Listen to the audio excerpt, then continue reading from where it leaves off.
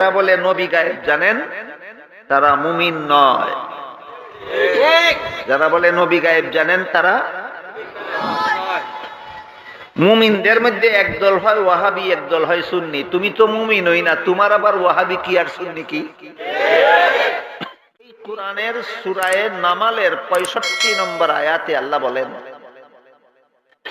কুল লা ইয়ালামু মান ফিস সামাওয়াতি ওয়াল আরদিল গায়বা ইল্লাল্লাহ। অর্থাৎ হে রাসূল করিম সাল্লাল্লাহু আলাইহি ওয়াসাল্লাম, আপনি বলে দিন আসমান জমিনের কোন বাসিন্দাই গায়েব জানে না একমাত্র আল্লাহ ছাড়া। গায়েব জানেন একমাত্র আল্লাহ, একমাত্র আল্লাহ ছাড়া আসমানের কোন বাসিন্দাও গায়েব জানে না, জমিনের কোন বাসিন্দাও গায়েব জানে না।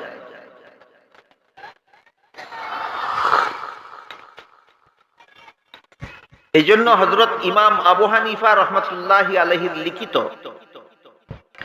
আহলে সুন্নাত ওয়াল জামাতের আকীদা বিষয়ের কিতাব ফিকহে আকবরের ব্যাখ্যা গ্রন্থ শরহে ফিকহে আকবরে আল্লামা মুল্লা আলী আল কারি রাহমাতুল্লাহি আলাইহি লেখেন,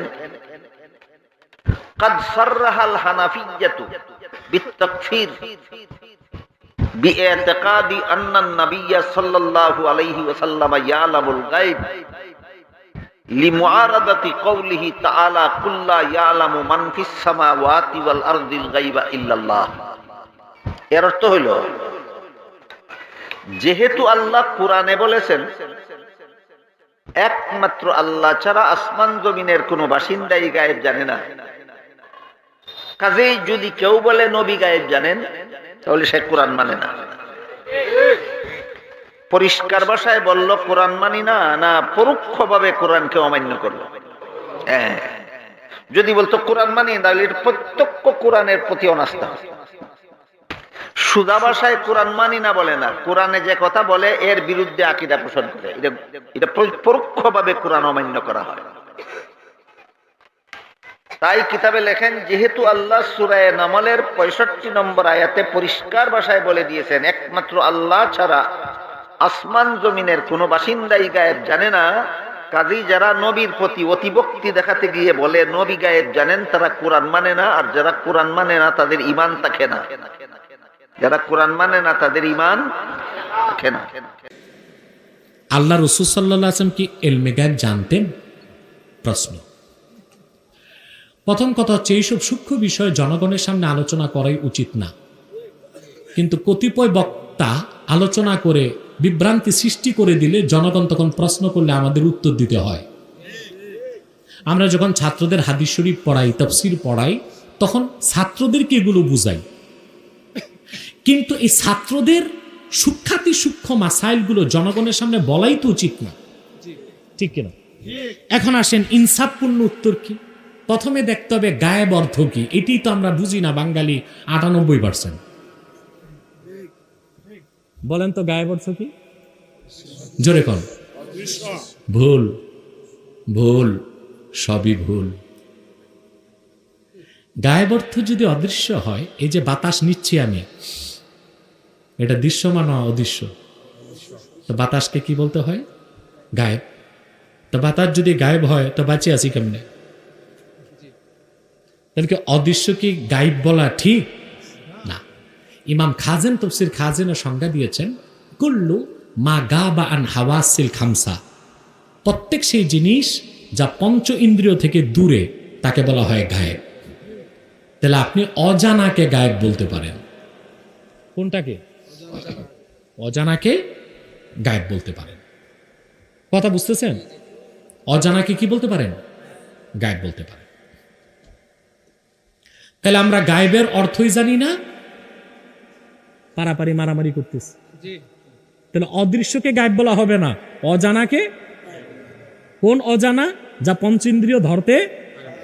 যেমন 3.5 হাত নিচে কবর, কার কবরের সুখ কার কবরের দুঃখ আপনি জানেন? দেখেন তো এটা কি?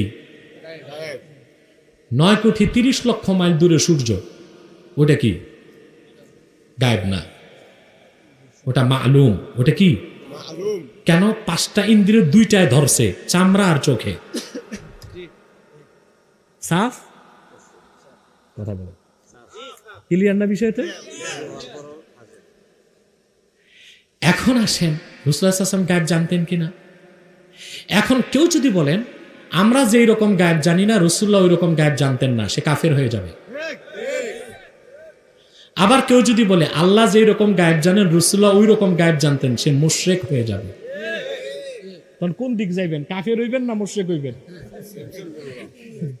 তো চিন্তা করেন কত সূক্ষ্ম বিষয়। কথা বলেন, সামান্য একটু হেরফের ঈমান কিন্তু থাকে না ভাই। তাহলে বিষয়টা কি?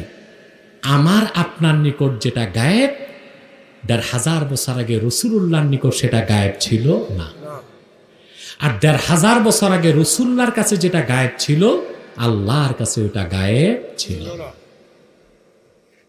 সাফ? এখন কেউ যদি বলে রাসূলুল্লাহ গায়েব জানতেন, আর তার উদ্দেশ্য যদি এটা হয় আমরা যেটা গায়েব আমাদের কাছে রাসূলুল্লাহর কাছে ওটা গায়েব ছিল না, তাহলে ঠিক। মাসালা কি? আর যদি কেউ এটা মনে করে যে না আল্লাহ যে এরকম গায়েব জানেন রাসূলুল্লাহ বিনা মাধ্যমে গায়েব জানতেন, এটা শিরক, এটা বেঠিক। স্পষ্ট?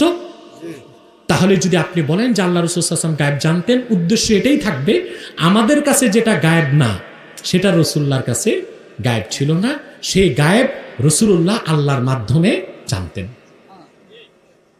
কথা বুঝতে পারছেন? এই ব্যাপারে আলেমদের জন্য সহায়ক হবে একটা কিতাবের নাম বলে দিই, মেশকাতে সরা মেরকাত। মেশকাতে সরা প্রথম খণ্ড, হাদিসে জিবরিলের ব্যাখ্যায় পাবেন মোল্লা আলী কারি গায়েবকে দুই ভাগ করছেন, একটা গায়েবে মুতলাক আর একটা গায়েবে এজাফি। একটা হচ্ছে গায়েব বিনা মাধ্যমে গায়েব জানা, ওইটা আল্লাহ ছাড়া কেউ জানেন না, যেটা আল্লাহ কোরআন শরীফে বলছেন কুল লা ইয়ালামু মান ফিস সামাওয়াতি ওয়াল আরদিল গায়বা ইল্লাল্লাহ। এটা হচ্ছে গায়েবে মুতলাক। আর কোন মাধ্যমে গায়েব জানাকেও আল্লাহ গায়েব বলছেন, যেটা আল্লাহ বলেছেন ওমা হুয়া আলাল গায়বি বিদনীন আই বাখিল। আর লাগবে? কথা বলেন, বাড়াবাড়িতে যাবেন না।